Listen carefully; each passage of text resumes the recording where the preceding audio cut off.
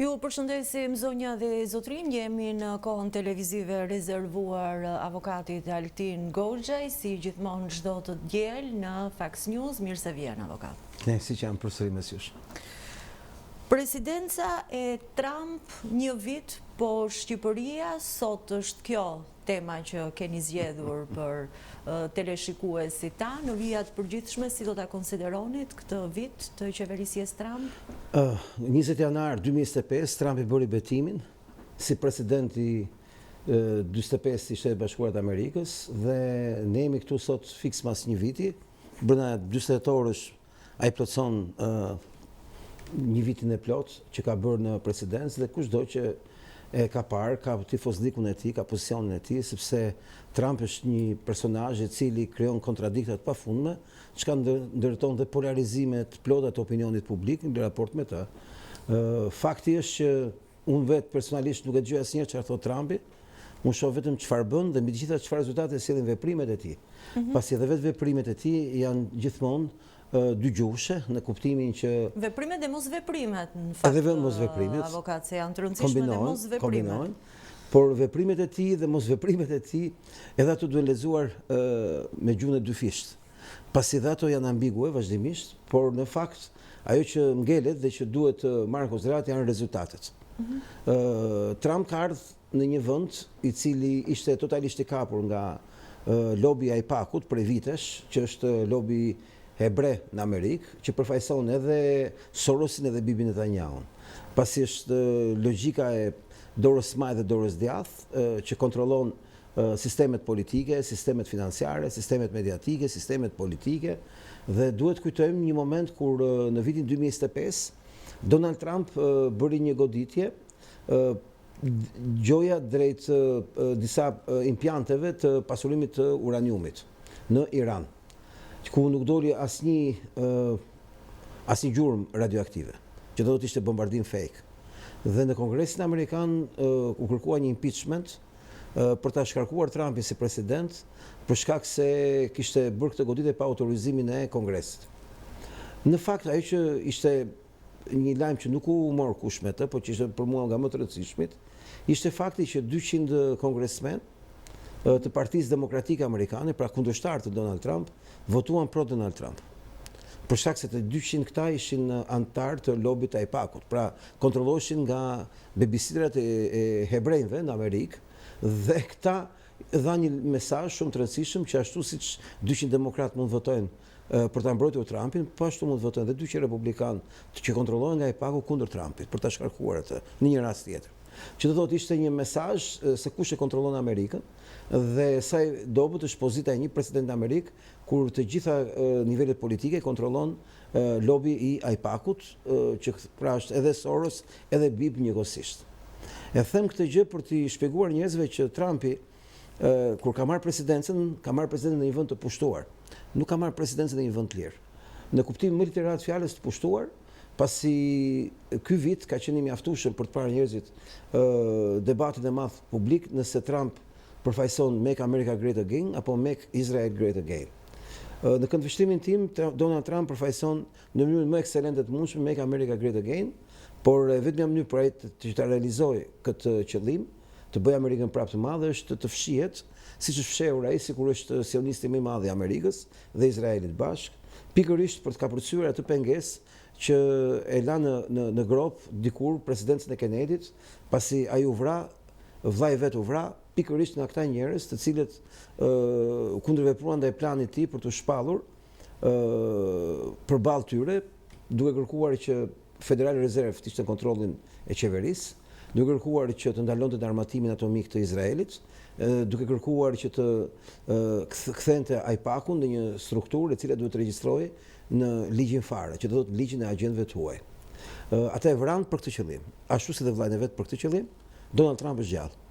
Është gjallë pikërisht sepse i shpëtoi një atentati në fakt. Aty do dilja, është gjallë pikërisht sepse në atentatin që ati i bën në korrik 2024-s, që nuk u hetua kurrë ai atentat, dhe kjo është shumë e rëndësishme, dhe në Amerikën e dim kush atentate nuk hetohen, siç është edhe rasti Charlie Kirk, që pretendohet se ka qenë një snajper djali i ri që s'kishte qellu kur me armë dhe pastaj gjatë gjithë ditës brithe duke ngrënë duke pirë. Ndërkohë që dihet që njëri që qellon dhe vret për herë të parë ka disa trauma të forta psikologjike dhe s'mund të jetë njëri kaq i lirshëm. Pasi dihet që e njëjta gjë është edhe me vrasjen Charlie Kirk dhe janë të njëjtët vrasës që vranë edhe dikur Kennedyn dhe që janë po ata që bën atentatin Trumpit në korrik 2024. E them këtë gjë për të kuptuar që në këtë presidencë, në këtë shtet totalisht kapur politikisht, ne duhet merremi jo me atë që thonë, as me atë që duket sikur bëjnë, por thjesht me rezultatet. Atëherë kush kanë qenë rezultatet e presidentës Donald Trump?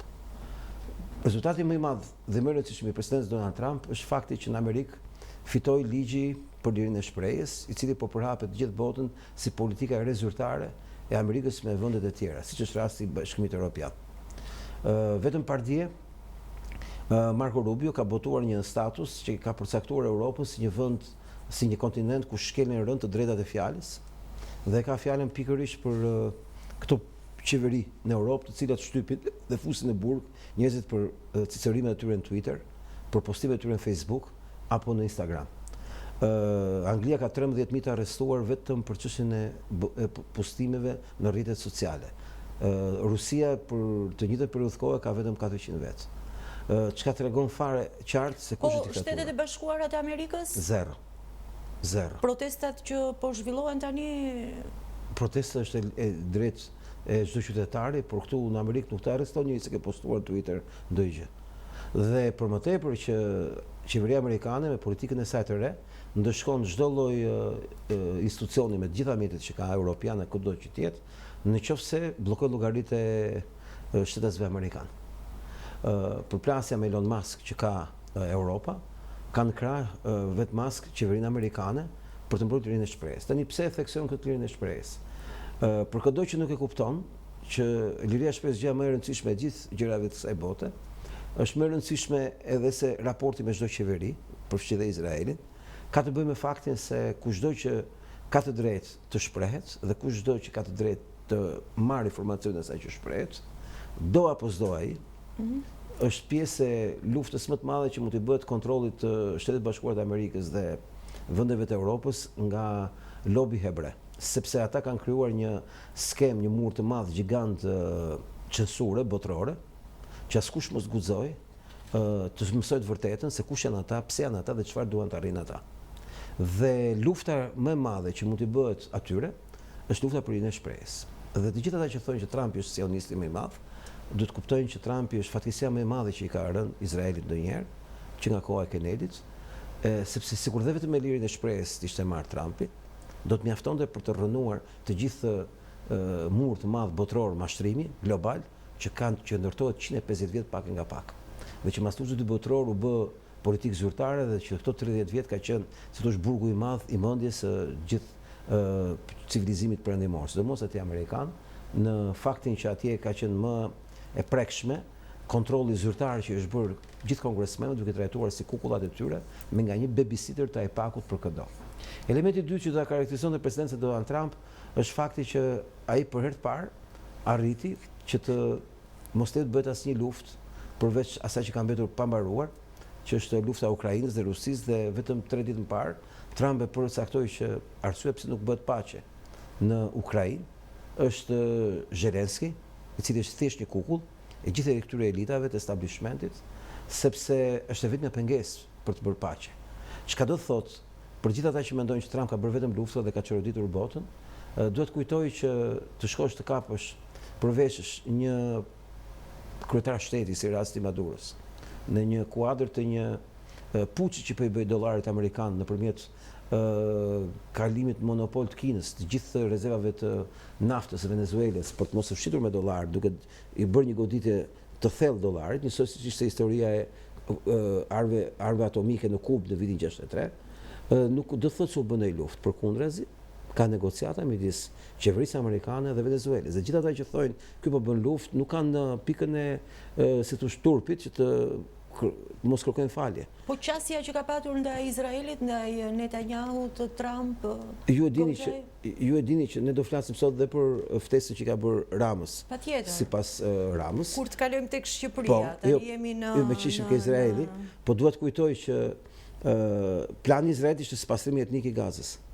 Sot po diskutohet që një bord ndërkombëtar do qeverisë një territor si Gaza, ku do edhe mbi $100 miliardë për palestinezët, jo për izraelitët.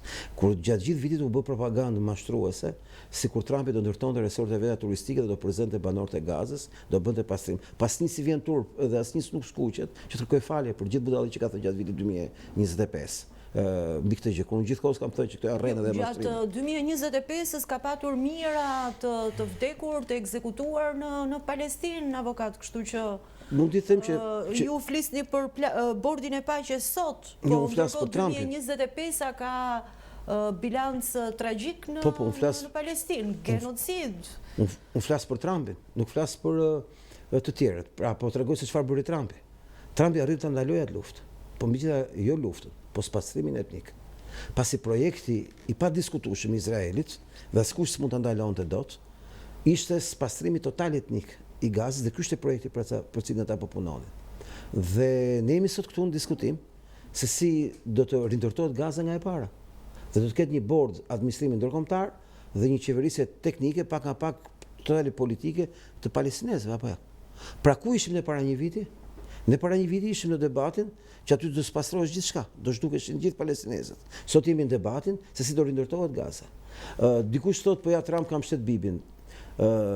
E kanë vrarë president vitin 63 para, këtë mos harrojmë, po këta e kanë vrarë. E dyta, nuk mund ta ndalosh dot Bibin, sepse po ta ndalosh Bibin me ato mënyra siç njerëzit mendojnë në mënyrë naive, Trumpi do shpallej armiku më i madh i Izraelit dhe nuk do arrinte asnjë objektiv të Izrael, pasi Trumpi do shkarkojë. Do shkarkojë nga Kongresi dhe Senati, për shkak se ai pa kontrollon 400 vota të nevojshme. Edhe demokratë dhe republikanë. Që thotë Trumpi nuk ka asnjë shpresë të mbijetojë si president, që të realizojë një objektiv më vonë. Nëse do të ishte një kundërvënie e hapur, do të ishte një kramarrje. Trumpi është një lojtar që po luan policin e mirë me lobi sionist, ndërkohë Tucker Carlson luan policin e keq. Dhe dje Tucker Carlson ishte në zyrin e Donald Trump, pikërisht për treguar që platforma e re amerikane e këtij 4 vjeçari dhe që hapat e vitit 2025 që do të mbajnë shënim janë shumë të rëndësishme për të krijuar një aleancë të Rusisë me Amerikën, për të shpëtuar nga fundi i civilizimit perëndimor, që është aleanca e Kinës me Rusinë. Çfarë do të thotë? Në këtë televizion unë vazhdimisht kam folur për këtë temë, që Trumpi solli në botën e gjeopolitikës botërore tezën që Amerika dhe Rusia do të bëjnë se s'bën aleancë, sepse po nuk e bëri Amerika me Rusia, do të kemi martesën e Ariut me Dragojin, që do të jetë fundi i njerëzimit për shkak se e gjitha hapësira ruse, pasuritë e saj, dhe fuqia kineze kur bashkohen, civilizimi perëndimor merr fund. Është thjesht çështje date, kur dhe si. S'ka don, se nuk e përballon dot, në asnjë lloj forme, në asnjë lloj mënyre. Dhe Trump ka dashur pikërisht në 2016 ta bëjë këtë gjë. Nuk e lan i vodhën zgjedhjet, po lobi sionist ishte ai që organizoi dhe vjedhjen e zgjedhjeve të 2020 bashkë me Soros, e njësoj janë, ai pak është themeli i të gjithë propagandës, kontrollit dhe zgjedhjeve në Amerikë. Dhe në vitin 2022, siç e dim, u detyrua që të bëhesh një luftë që ishte totalisht faji i perëndimit, që provokuar Rusinë deri në atë pikë sa të bënte atë luftë. Dhe qëllimi i kësaj lufte ishte që të largohej Rusia nga Amerika. Trump po përpiqet të realizojë këtë objektiv dhe kjo është një nga gjërat më të rëndësishme që ai po arrin.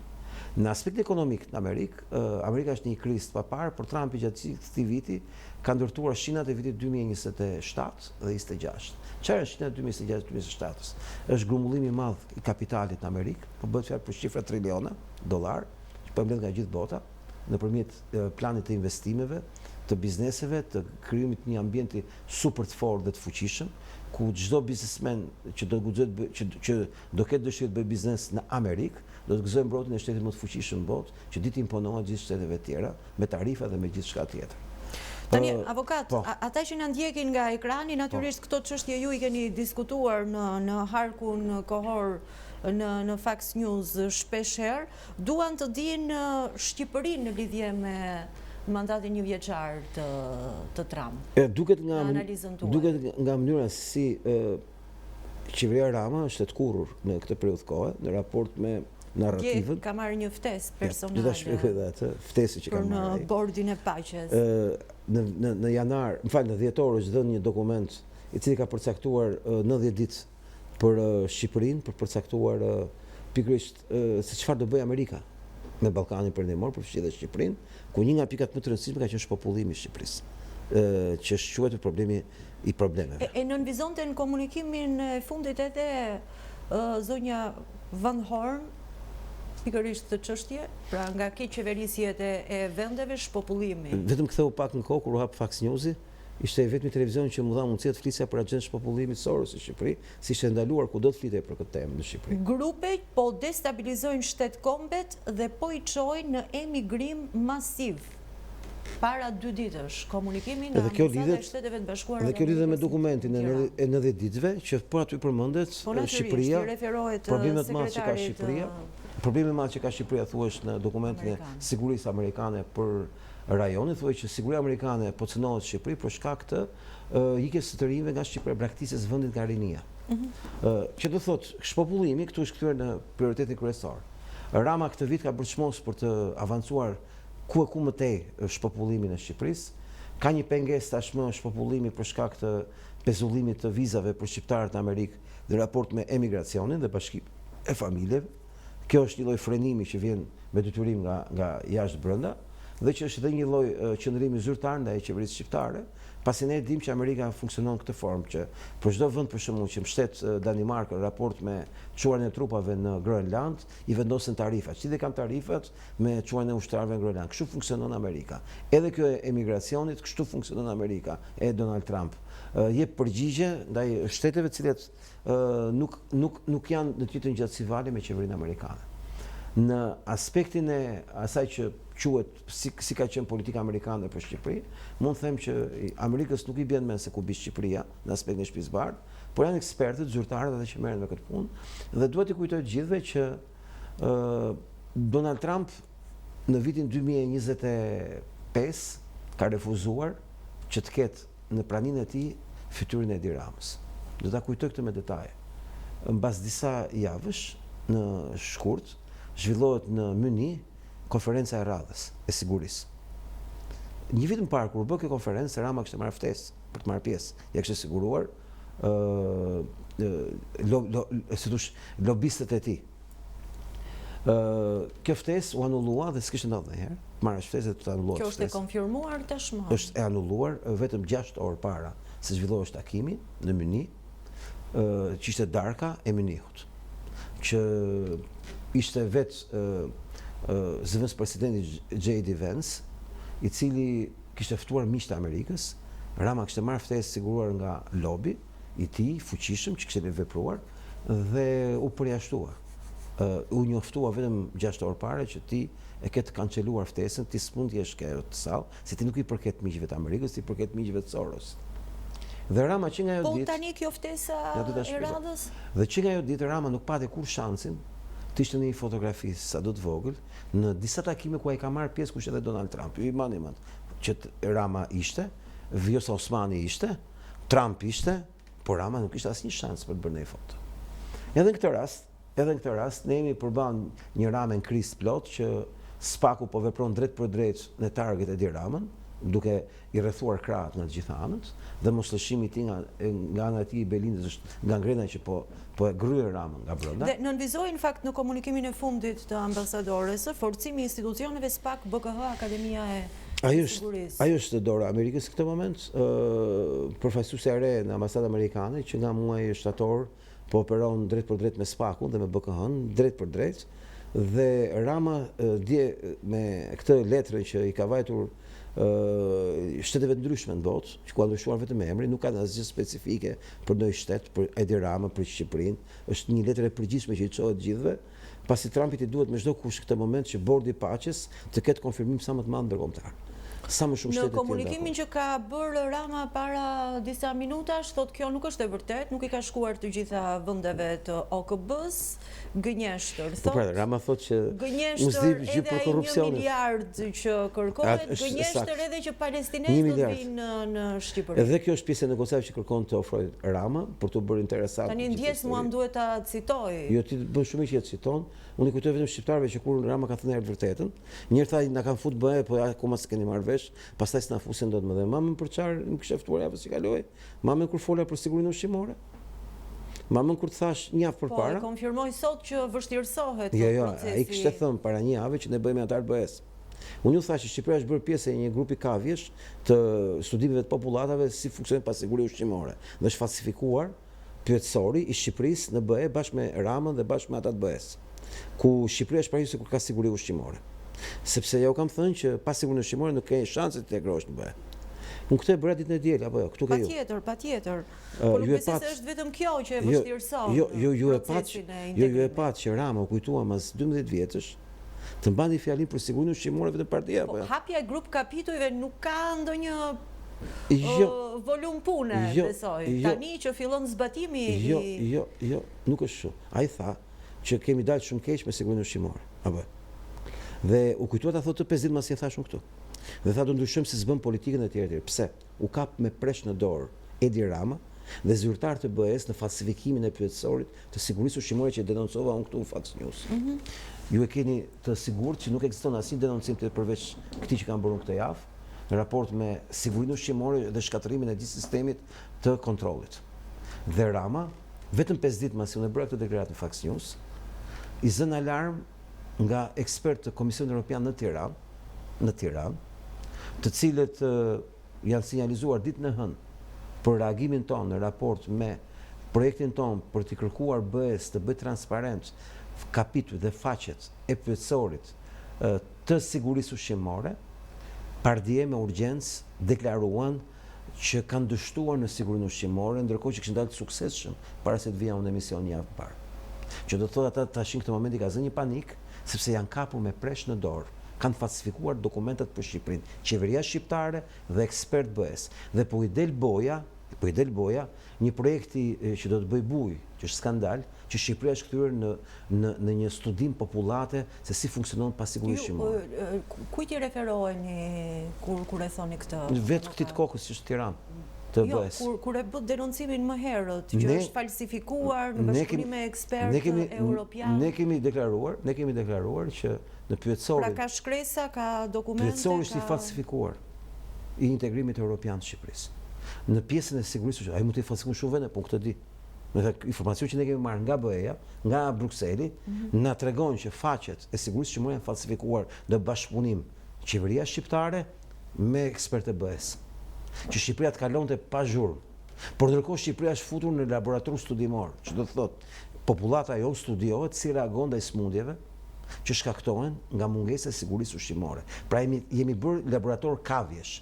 Kjo është bërë marrëveshje midis Komisionit Evropian dhe Edi Ramës. Avokat, që të mos zhvendosemi nga çështja, kemi dhe 2 minuta, më thotë regjia, për Shqipërinë në raport me presidencën Trump. Unë jam këtu para jush, i them publikut, Rama po gëzon si fëmijë i vogël, mbas një ankthi të madh, sikur ka marrë ndonjë shpëtim. Kjo është thjesht propagandë. Rama nuk ka shpëtuar. Ky bord nuk ka lidhje fare me Shqipërinë. Aty fakti që Shqipëria është një vend me shumicë muslimane konsiderohet gjë shumë e mirë në raport me nevojat e tyre, por nuk është futesh në bord se deshi Trump apo Rama ka ca kushte për të futur në bord. Është $1 miliard kushti. Dhe kjo s'është për Shqipërinë, se të do të kujtoj. Kjo nuk është për Edi Ramën. Kjo është edhe standardi i dërguar kushte disa vendeve të botës, 100% vendeve të NATO-s, dhe eksaktësisht është shkruar $1 miliard duhet paguaj një vend që të fitojë një vend në bord. Ndërsa Rama po mundohet të ofrojë Shqipërinë si territori i përkohshëm gjatë kohës të, si thosh, 20 vjeçare, 30 vjeçare, që do duhet për ngritjen e godinave të reja, heqjen e të vjetrave një herë, pastaj infrastrukturës e kështu me radhë. Dhe ajo që Rama kërkon të shtet shqiptarëve, sikur ka marrë mbështetje nga Trump për shkak se ka Tony Blairin aty, e para punës ky bord nuk është përfundimtar, në kuptimin më të mirë të fjalës. Izraeli ka refuzuar totalisht gjithë ekzistencën e këtij programi, sepse do luftë, nuk do paqe. Nga ana tjetër, diskutimi për Shqipërinë është që nuk ekziston një diskutim për Shqipërinë. Ftesa e ka shkuar mbi 50 vendeve, janë 100 vende në total që kanë marrë ftesë, dhe Rama gëzon duke treguar një ftesë standard. Pra asnjë mos mendoj se Rama zgjidh ndaj punë. Rama ka i hall shumë madh dhe këtë e ka realisht. Dihet tashmë se kujt i përket, për çfarë punon, dhe që është kundërshtim plot me interesat e Amerikës, është tallur me Amerikën, është tallur me Donald Trump, sa do bën sikur është një person, Trump nuk e ka lexuar atë letër që Rama pretendon se ja ka çuar Trump, është një letër standarde që e bën sekretaria për gjithë fondet. E fundit do thoja për Ramën është që këto 90 ditë po i rrethohet laku, ngjarja që ka ndodhur në call centrat e Tiranës është një lak që po ngushtohet rreth kokës së Ramës. Po nuk ka të bëjë me atë vetëm, ka të bëjë me gjithë sistemin e call centrave ilegal që janë në Shqipëri, të lidhur totalisht me familjen Rama. Dhe Ramës tash po i vendoset njëra pas tjetrës dhe ju do shihni deri në datën 26 mars çuditëra nga dosjet ku del emri Edi Ramës, e familjes tij, dhe se si po i rrethohet laku pak nga pak. Goxha, ju falenderoj. Faleminderit. Ishim me avokatin Altin Goxhaj, si çdo të diel. Faleminderit për vëmendjen.